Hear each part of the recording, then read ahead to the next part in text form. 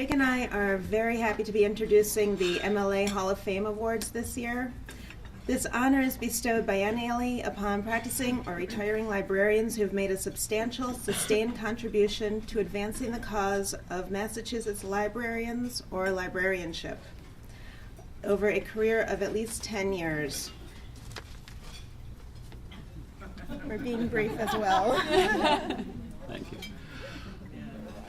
Today, we honor 4 outstanding librarians, and we thought the best way to induct them was to have colleagues who've worked closely with them do the introductions. So we'll start with Kim Lynn from Memorial Hall Library in Andover to introduce Jim Sutton, also retired from Memorial Hall Library in Andover.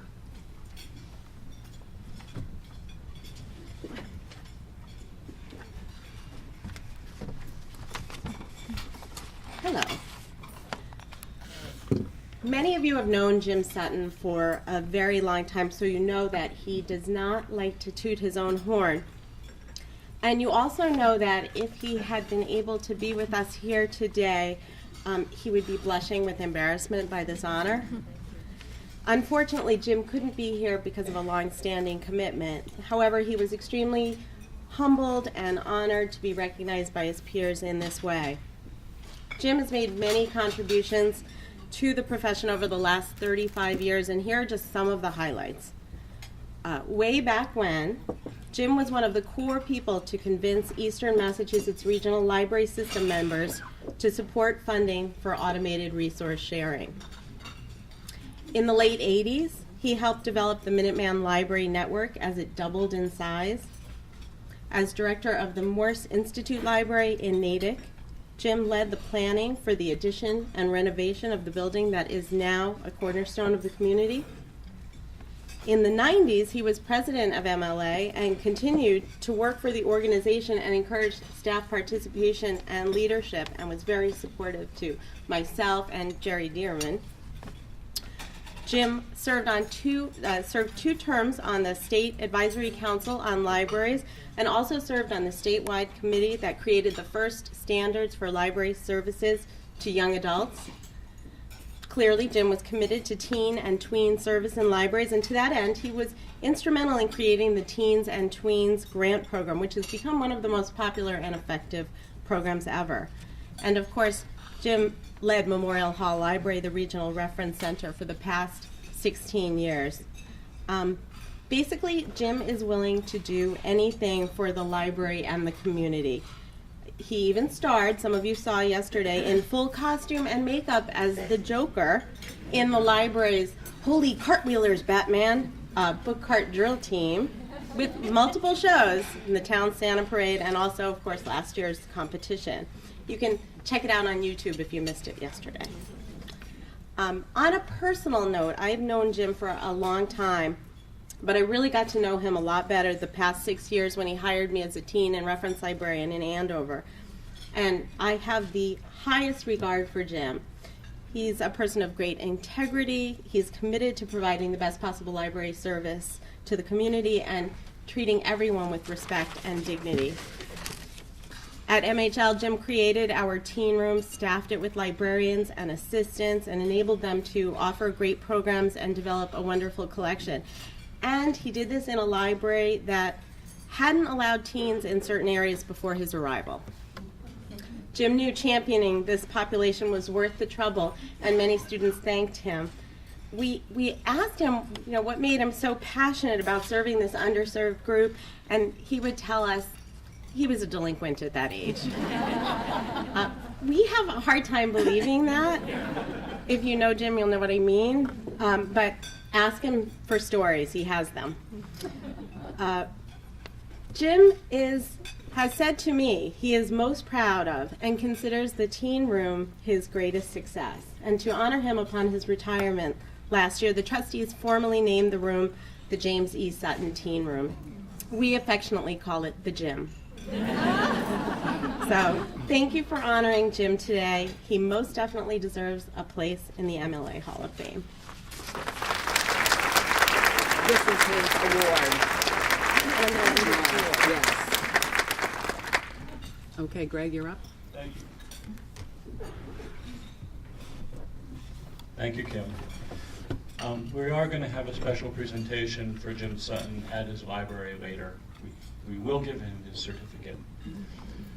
Next, I'm pleased to introduce Lynn Coakley from the Springfield Technical Community College Library, who will be introducing inductee Tamsin Ely, who also served in the same library. Thank you, Lynn.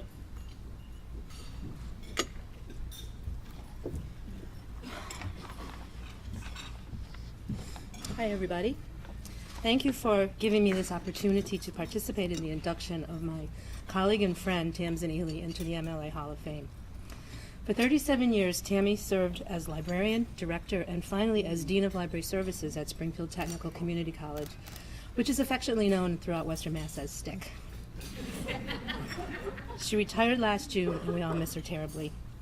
Her professional life was so much more than being dean at the college. Her involvement with academic, public, and special libraries locally and throughout New England was typified by her service to McAfee, the Cooperating Libraries of Greater Springfield, Wormels, the Western Mass Health Information Consortium, C.W. Mars, and Nelanet, and probably more that I'm just forgetting. Tammy has served as president of C.W. Mars, McAfee, Nelanet, and Wormels. It was during her tenure as vice chair, and past chair of Nelanet that discussions were underway regarding the merger of Nelanet with Palanet and Solinet to become Lyrasis. As the merger was considered, Tammy took it upon herself to call many library directors personally so that she could have a clear idea about individuals would feel before casting her vote. Tammy was an early adapter of the multi-type model of library cooperation. STIC was one of the first libraries to sign on to membership in C.W. Mars back in the early 1980s, attesting to her vision for the future of libraries. She was part of the interim planning committee as Wormels moved from a public library model to the multi-type. In other statewide ventures, Tammy was invited to serve on SACL in the 80s. She participated in the statewide library leadership conference in 2005 as a mentor. And recently she participated in the creation of Director Essentials, the website that's the resource for library directors in all types of libraries. Locally, Tammy was a founding member of the Cooperating Libraries of Greater Springfield, which is a group made up of all the college libraries in the Springfield area, plus the Springfield City Library. CLGS was formed as a resource sharing facility way back in the early 70s, before automated systems were even on the horizon. The Western Mass Health Consortium is made up of hospital libraries, but early on, Tammy and some of her colleagues recognized that the colleges who have allied health and nursing programs would be a good mix with this group, and so STIC became an early member. When Springfield City Library had its first one-book project, Tammy was invited to serve as the representative from the academic libraries in this area. She probably hates me right. Tammy's strengths as an insightful, thoughtful, and creative professional was the reason she was called to so many leadership positions outside of STIC. However, at STIC, she was supportive of all her staff. She encouraged experimentation, participation in campus life, which she served on innumerable committees over the year, and professional development through memberships in professional groups and attendance at events like this. Library staff at all levels were encouraged to join working committees within C.W. Mars, Wormels, Nelanet, ACRL, and ALA. She trusted us and gave us the freedom and opportunity to contribute to our profession. She also has a wonderful strength. It's outside of the library profession. You can't see it, but I have a pair of $140 shoes on that she knew I lusted for, and she found them for $5 at a Salvation Army. It is my great pleasure to introduce to you Tamsin Ely. Should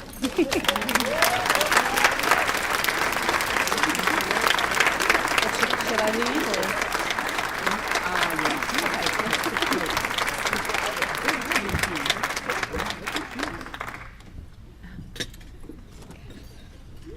Truth be told, I like to stalk the Salvation Army and the Goodwill.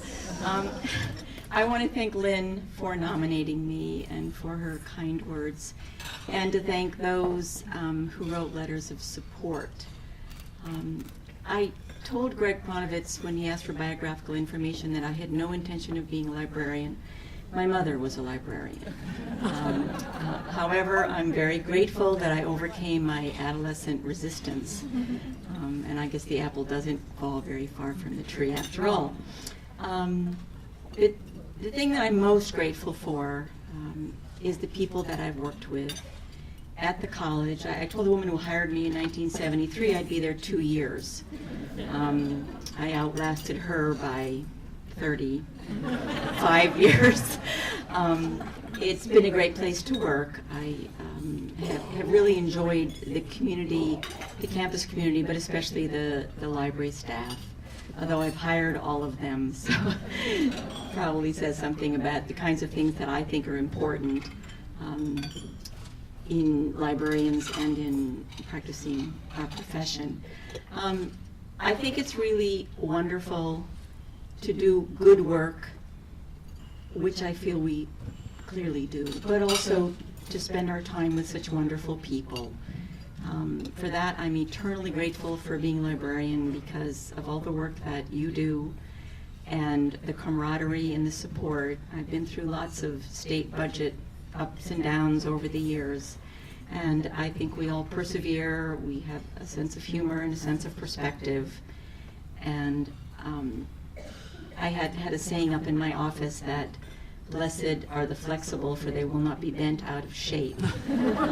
Because I really encourage flexibility in the staff and in myself in looking forward and helping get through really good times and really bad times. But the best thing has been the people. And I thank MLA for this honor, and I thank my colleagues for supporting me in this nomination. And keep doing good work. Thank you very much. Thank you very much. Could you put some later? Thank you very much. Congratulations, Tammy. Our next speaker will be Ruth Urell, Director of the Reading Public Library, who was introduced earlier as a new official in MLA. So I'd like to invite her to come up to introduce Hall of Fame inductee Corinne Fisher, also of the Reading Public Library. Thank you, Ruth.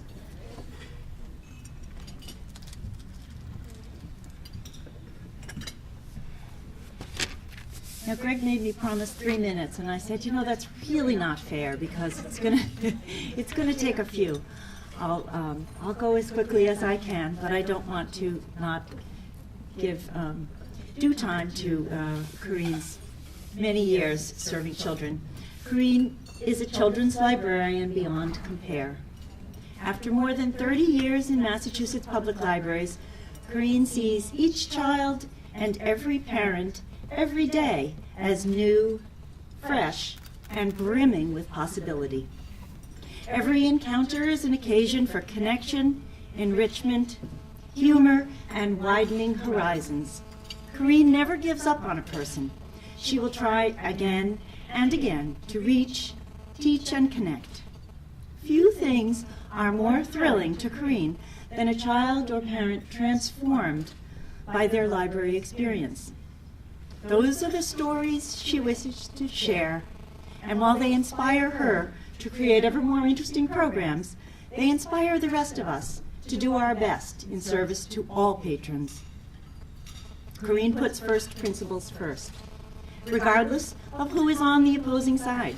I've seen her react to challenges on library materials with well-thought-out arguments, unflinching resolve, and an absolute commitment to the core values that she not only believes and upholds, but lives every day. She is an articulate, passionate, convincing, and diplomatic advocate for children well beyond the Reading Public Library. Corinne is a model for equal access. Truly, all children and all people are created equal in Corinne's eyes, and all share the same crucial rights to full access. For example, last year, Corinne became aware of the growing number of special needs children in Reading schools, and she felt that the library wasn't doing enough to serve them. She did some research, organized training, got some funding, and now the entire library staff is learning and growing in our understanding and appreciation for all the diversity in our community. Corinne's commitment, passion, and professionalism resound throughout the local and state community. She has developed an outstanding staff by encouraging professional development and full participation in all aspects of children's services. She provides support and encouragement, often taking multiple desk shifts herself so that others can run a program or attend a class. She has inspired many to pursue library careers, and many troubled or lost kids have experienced success for the first time by working or volunteering under Corinne's tutelage, and have gone on to gain confidence that has changed their lives. And I want to quote from Dee Brennan, who was a former director in Reading. She was an inspiration to some of our children's department users to become a librarian. I can think of 3 specific people, including a trustee, who decided to change careers and become a children's librarian, just like Corinne, although they knew they wouldn't be just like Corinne. Corinne was an inspiration to librarians outside of Reading also. She was an important voice in the development of state standards for services to children and young adults. Her vision and passion was never just for Reading. It was for all kids, for the value of libraries and reading to children. That's from Dee. Corinne is a mentor to other librarians throughout Massachusetts and receives many inquiries about various programs, especially the award-winning summer reading program from librarians throughout the region. She instituted the tradition of giving to a charity every summer that excites the kids and gets them thinking globally. And this is from Barbara Nelson Fish, also a former director in Reading. Over the years, Corinne has earned the library many public relations awards. She has brought the joy of reading to countless children and their parents. For decades, she has been extremely generous in sharing her time and expertise to assist and inspire other children's librarians throughout the region and the state. Corinne has been offered better salaried and more prestigious positions, but chose to remain where her heart is, a community children's librarian. It has been a wonderful choice for Reading and for Corinne. She is one of the happiest librarians I know. I just want to mention at last night's town meeting, the town manager congratulated Corinne on her award, and she received a huge ovation from all the town meeting members. So she has a little glory to return to. So I know I speak for all the members of the Reading Public Library staff, the trustees, and the countless children and parents of Reading whose lives Corinne has touched when I say that we have been very lucky to have had the privilege to call her a colleague, mentor, and dear friend. Corinne.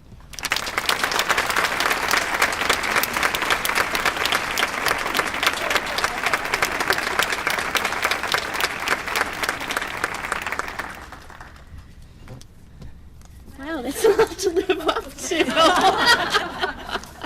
Thank you, Ruth. And thanks especially to my colleagues who suggested me for this honor. Thank you very much for this wonderful honor. I've really been extremely lucky to work at the Reading Public Library and to work for other directors who have been extremely supportive of children's services in particular. Not just with encouraging words and open minds, but also with equitable staffing levels and equitable budgets for children's services. I worked in libraries, in Reading Public Library, where the culture was created to encourage the librarians to actively participate in professional organizations. And I know in a lot of places that isn't possible, but I was so lucky to work in a place like that. I have to thank all my previous directors because I've had a great slew of them over the last 30 years, starting at the Robbins Library in Arlington with Jim Fish, then his wife, Barbara Nelson Fish, at the Reading Public Library, Susan Flannery, currently of Cambridge, Deirdre Brennan that Ruth has mentioned, Kimberly Lynn for a quite short time, and now Ruth Urell. So as you see, I've been in a really great place. Now, we all know that we don't work in a vacuum. All our success is due to people we work with. So you're going to have to hear the Academy Award speech of all the people that I have to thank. There's only 24 that I'm going to mention to you right now.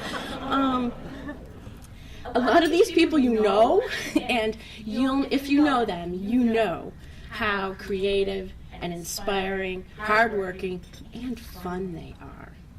All right, who are they? They've even dressed up in furry costumes for a summer reading club and 90-degree days. I mean, I work with some really great colleagues. So thank you to my former colleagues at the Robbins Library in Arlington, Mary Ellen Remmert Loud, and Barbara Flaherty. How's that for a great start?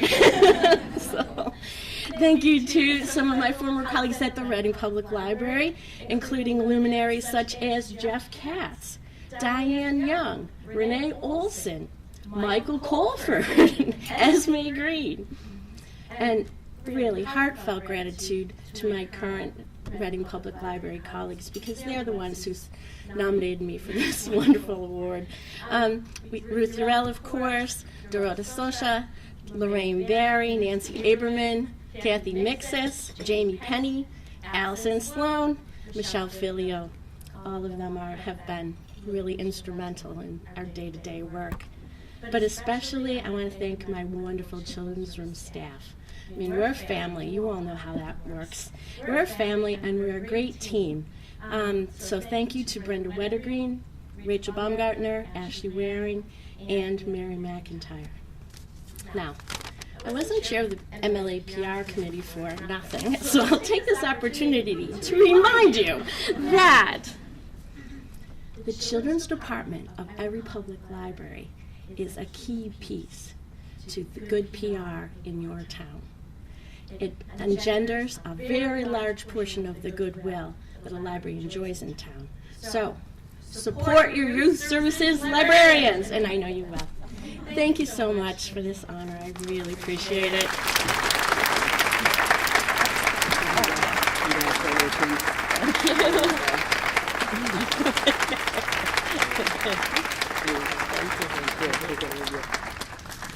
Congratulations, Corinne. Our next speaker was introduced earlier too as a mover and shaker. Sarah Sagigian from the Metro West Massachusetts Regional Library System will step up to induct Bonnie O'Brien, a retiree from the Shrewsbury Public Library. Thank you, Sarah.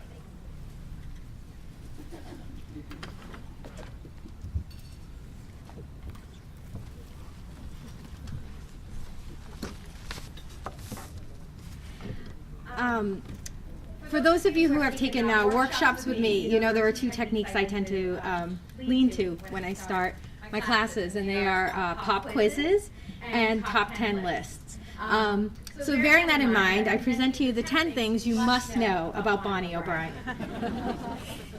Bonnie is wicked cool. Okay, let's just get that out of the way.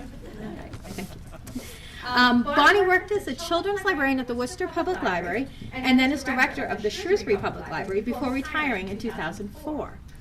Bonnie became the director, I'm supposed to number these, excuse me, this is number 3.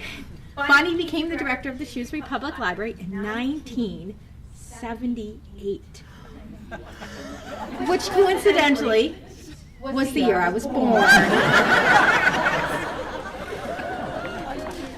Okay. Don't rub it in. I know. Yeah, she's gonna get me. Number 4. Under Bonnie's leadership and her constant look to the future, the Shrewsbury Public Library continued to be an essential town service. But it was through her kindness and personal touch that it became a valued part of the community. Plus, you know, she worked on two building projects during her tenure at SPL. Number 5, Bonnie served on the Joint Automation Task Force when CW Mars got its start. Number 6, yeah, right? You guys. Number 6, she also served on the board and as president of CMRLS. And this is a woman who knows the differing roles between the network and the regions.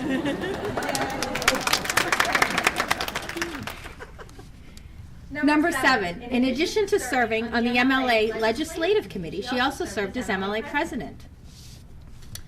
Number 8, every once in a while, Bonnie enjoys a Cape Codder with Hangar 1 Mandarin vodka.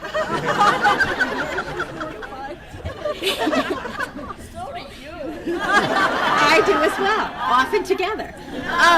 And there's no professional reason I mentioned this, it just kind of seemed like the place.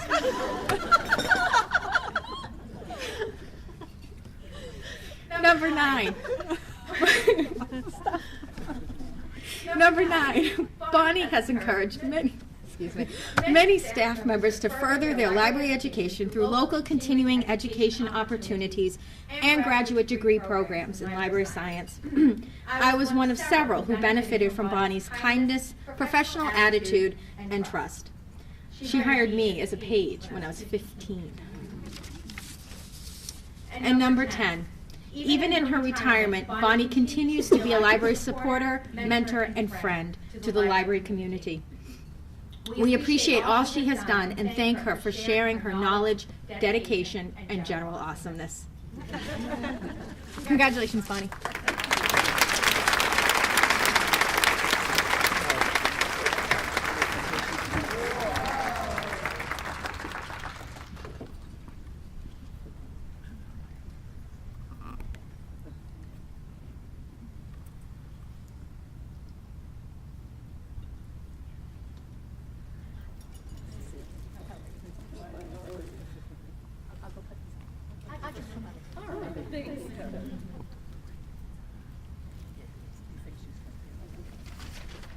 Well, I wrote down what I wanted to say to make sure that I didn't miss the important highlights that I wanted to cover. I am honored and very humbled to be selected to join my illustrious colleagues that are already in the MLA Hall of Fame. I thank Carolyn and Chris and Georgia and Jan for being willing to write letters of support, and I thank Sarah for nominating me. Thank you all for putting your reputations on the line. I'd also like to thank Madeline Longmiller, who was my first supervisor in Worcester, who said to me, "You are a children's services librarian, so you need to belong to the New England Roundtable of Children's Librarians. It is important that professionals belong to professional organizations because you meet with your colleagues, you share ideas, and you share experiences." And that was very wise advice that you gave me. I'd also like to thank Joe Hopkins, another former member of the MLA Hall of Fame, who mentored me wonderfully when I became the director of the Shrewsbury Library. And when I left Shrewsbury, I left a hole that he had to, when I left Worcester to go to Shrewsbury, I left a hole that he had to fill with children's services. I'm happy that we were able to work together on the Joint Animation Task Force for CWMR, and I'm glad we became good professional colleagues. One of my favorite pictures from my retirement party at the library is an absolutely great picture of Joe and I treasure it. I want to thank Chris Kardokis, who was co-chair of the program committee when I went to Shrewsbury, for insisting that I join the program committee. That was my start in MLA. Now, for the younger people in this room, the program committee at that point had to do two programs. There was the midwinter program, and then there was the annual conference. So to be on the program committee meant you did lots and lots of work. I have been actively involved in MLA since that point, and I still am a member of the legislative committee, although I slacked off a little this year, but I told them that I would be there at the meeting next Friday. I think that being a member of the legislative committee got in my blood, it got politics in my blood, and I think once you're there, you're hooked, and you're set for life, to be an advocate for what you most strongly and confidently believe in. I treasure the many great friends I made during this journey, like Kate Ogle, Jan Resnick, Chris Kardokis, George Brown, Ellen Rainville, Ann O'Brien, Monica Grace, Ellen Dolan, Carol Noah, Krista McLeod, Maureen Hilleran, Ruth Cole, Margaret Christ, Penny Johnson, Rob Mayer, Liz Watson, Sarah Sigan, and all the library directors in the Central Region and in CWMRs who I worked with. And most of all, I thank all the wonderful people that I was able to work with in my years at the Shrewsbury Public Library. They are friendships to this day that I treasure. I'm happy that I was able to be a part of MLA, happy to serve you, and I thank you again for this honor.